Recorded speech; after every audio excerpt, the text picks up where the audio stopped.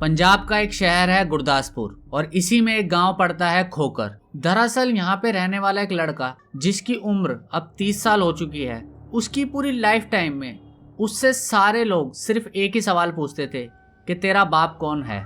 बस यही सवाल सुनने के बाद उसका दिमाग खराब होने लगता था और वो परेशान हो जाता था। फिर उसने अपनी माँ से जाकर पूछ ही लिया कि मेरा बाप कौन है, क्या तुमने सचमुच किसी से शादी करी है या मैं ऐसे ही पैदा हो गया हूँ। फिर उसकी माँ ने जो उस लड़के को कहानी सुनाई, वो कहानी सुनने के बाद न केवल आप उस लड़के को लेकर आंसू बहाएंगे बल्कि पुलिस का एक घिनौना चेहरा आपके सामने आएगा और आपके मुंह से पुलिस के लिए तमाम गालियां निकलेगी। बस एक प्रमोशन के लिए एक दो नहीं बल्कि 11 सिखों का मर्डर कर दिया था। इस कहानी ने पूरे देश को हिला के रख दिया था। आज कहानी उस बच्चे के पिता के साथ जो लोग थे उनकी कहानी है।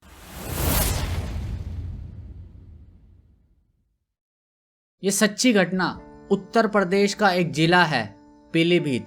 पीलीभीत में रहने वाला एक लड़का जिसका नाम तलविंदर सिंह है, उसकी उम्र लगभग 22 साल रही होगी। उसने अपने दोस्तों को, अपने मिलने वालों से कहा कि कहीं घूम कर आते हैं, फैमिली के साथ, बच्चों के साथ कुछ ऐसे पल बिताएंगे जिसे जिंदगी भर याद रखेंगे। यही सोचकर उसने तैयारी शुरू कर दी थी और तैयारी करते करते उसने सारे लोगों को बड़ी मुश्किल से मनाया, जिसमें 13 लड़के, 9 लड़कियां और 3 बच्चे होते हैं। ये सभी एक साथ मिलजुल कर नानक मट्टा, पटना साहिब, हुजूर साहिब जैसे तीर्थ स्थलों पर मत्था टेक कर आते हैं। 12 जुलाई 1991 को जब सब लौटकर वापस आ रहे थे तो तलविंदर पूछता है कि टूर कैसा रहा। तो सभी लोग अपने बारे में बता रहे थे कि भाई हमने ये देखा, हमने ये देखा। अब बेसिकली वो 3-4 दिन के टूर के एक्सपीरियंस को उसके साथ शेयर करते हैं। सभी लोग बस में बैठे एंजॉय कर रहे थे। सडनली बस कच्छाला घाट की तरफ चलती है। कच्छाला घाट एक जगह है जहाँ पे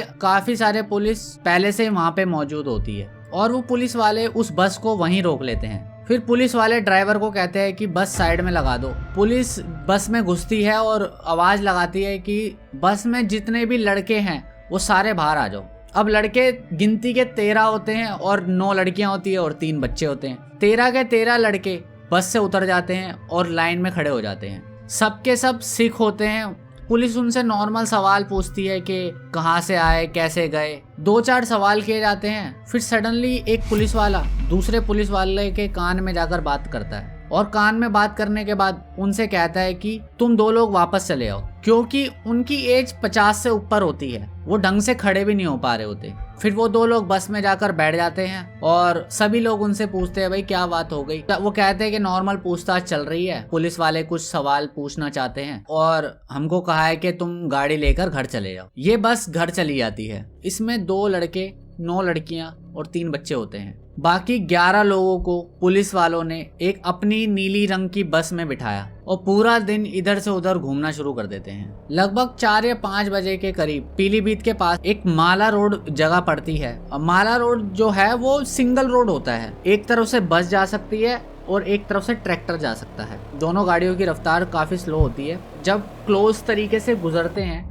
तो ट्रैक्टर वाला बस के अंदर देखता है बस में पुलिस वाले होते हैं और 11 लोग होते हैं जिनके हाथ पैर बंधे होते हैं। उन सबकी पगड़ियां खुली हुई थी और उनके सारे बाल बिखरे हुए थे। जब पुलिस वाला और किसान का आई कांटेक्ट होता है तो पुलिस वाला उसको धमकाता है कि तुझे भी अंदर बिठाऊं। वो किसान डर के मारे चले आता है। अब यहाँ से निकलकर बस गेस्ट हाउस पहुंचती है और गेस्ट हाउस में सारे पुलिस वाले आपस में मीटिंग कर रहे होते हैं कि क्या करना है और कैसे करना है। अब क्या करना है और कैसे करने वाली बात होती है। इन 11 के 11 लोगों को 3 हिस्सों में डिवाइड कर दिया जाता है। अब गेस्ट हाउस में 3 थानों की पुलिस पहुंचती है, नौरिया थाना, बिलसिंडा थाना और पूरनपुर थाना। ये तीनों थानों की पुलिस गेस्ट हाउस में मीटिंग करते हैं। अब इन सारे सिखों का बंटवारा हो रहा होता है, किस थाने के हिस्से में कितने सिख आएंगे। सो डिसाइड होता है कि नौरिया के थाने में 4 आते हैं, बिलसिंडा के हिस्से में 5 आते हैं और पूरनपुर के हिस्से में 2 लोग आते हैं। इसके बाद ये दिन भर तो घूमे थे। फिर पुलिस ने अपने थाने ले जाकर उनको बहुत बुरी तरीके से मारा। पुलिस उनसे कुछ जानना चाहती थी, कुछ क्वेश्चंस पूछना चाहती थी, कुछ कनेक्शन जोड़ना चाहती थी।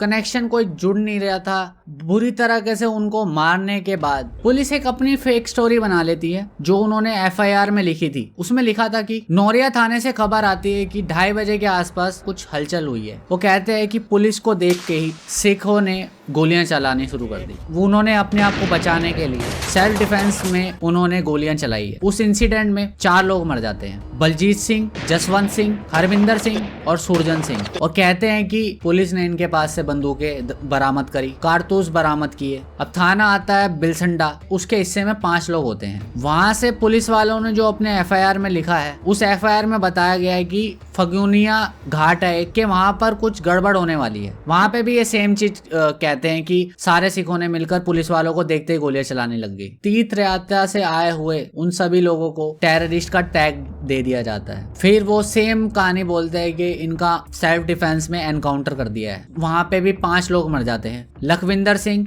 जसवंत सिंह, करतार सिंह उर्फ रणधीर सिंह, धीर सिंह, ये चारों लोगों को मार दिया जाता है। धीर सिंह की लाश नदी में मिलती है, लेकिन 5वां जो बंदा होता है वो अचानक से गायब हो जाता है। गायब होने वाला बंदा तलविंदर सिंह होता है, जिसने उस सारी तीर्थ यात्रा की प्लानिंग की है। अब लास्ट आता है पूरनपुर थाना। भी सेम स्टोरी होती है कि कहते हैं कि AK-47 लेकर कुछ बदमाश लोग वहां पर आ गए थे। पट्टा फौजी इलाके में पूरनपुर के थाने के सभी पुलिस वाले उन सभी को मार देते हैं। वो सेम चीज वहां पे भी होती है और उन सभी को मार दिया जाता है। तीर्थ यात्रा से आए हुए 11 सिखों में से 10 लोगों का फेक एनकाउंटर कर दिया जाता है, जिसमें से तलविंदर सिंह का आज तक कोई सुराग नहीं मिलता। 14 जुलाई 1991 में न्यूज़पेपर में ये बात छपती है और घर वाले सारे परेशान हो जाते हैं। उनकी फैमिली कहती है कि ये तो तीर्थ यात्रा से आ रहे थे। तभी उस जिले के SSP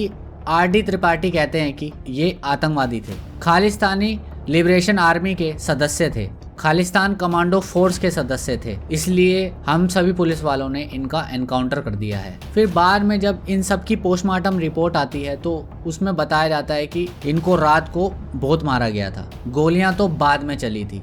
ये सुनने के बाद सारे घर वाले बहुत गुस्सा हो जाते हैं। अब जब पुलिस वालों ने ही उनके साथ ऐसा किया है तो भला कौन उनको जस्टिस देगा। पुलिस वाले अपनी तरह से काम कर रहे होते हैं और घर वाले परेशान रहते हैं। इसमें एक महिला होती है जिनका नाम होता है बलविंदर जीत कौर। उनकी शादी को 7 महीने ही हुए थे और वो 4 मंथ की प्रेग्नेंट थी और एनकाउंटर के 5 महीने बाद उनको एक बच्चा होता है। बच्चा जिस कॉलेज और स्कूल जाता था उससे लोग सब एक ही सवाल पूछते थे कि तेरा बाप कौन है। 5 महीने बाद जन्म लिया, बाप का मुंह नहीं देखा।